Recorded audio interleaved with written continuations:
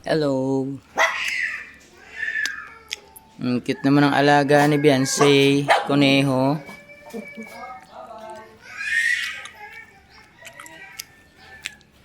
Ayan yung talong para kay Hari. Ang laki ng talong mga kabisot. Ayan tanim ni Nanay Hansel. Yan po yung talong para kay Hari. Nag-iisa-isa, tiniran pala ni Nanay Hansel. Meron pa doon na isa. Medyo maliit lang. Ayan. Ayan. Ayan yung isa. Ito para kay Hari ito. Yung talong.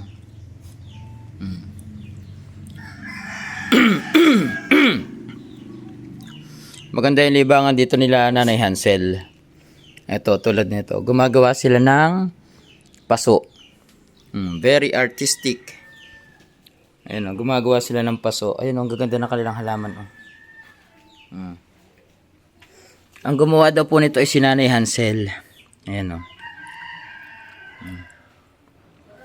Ayan, ang gumawa nito ay si Nanay Hansel. Ito po yung mga tela na pinatitigas gamit yung semento. O, diba? Napaka-artistic. Ito raw yung mga tela na hindi na ginagamit. Ang ginagawa nila ay ginagawang paso.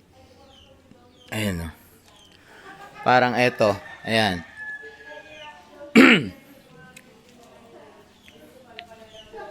Andito yung alaga ni Beyonce. Ayan yung mga talong. Baby! Ito yung mga talong na andun yung mga alaga ni Beyonce na baby!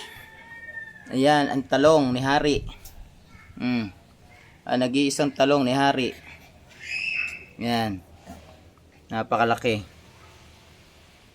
Tiniraan pala ni Nanay Hansel ng isang talong.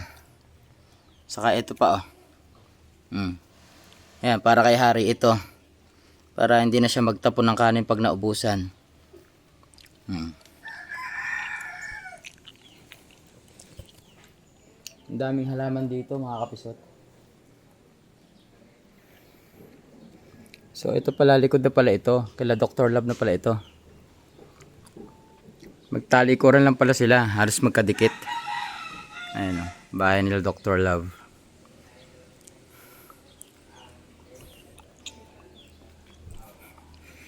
Ayan yung ating update sa talong ni Hari. Andun yung alaga ni Beyonce na si Chu. Ayan laki ng talong.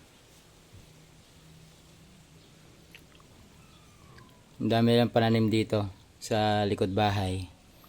Ito wala na, nagawa na ng talong si Hari.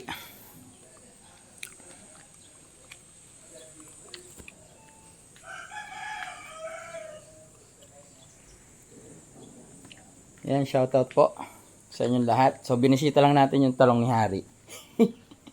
Ang laki ng talong. Ayan. Yung talong ni Hari.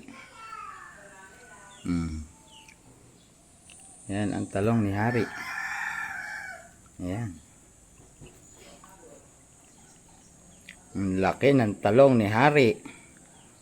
Pasalubong ko para sa kanya.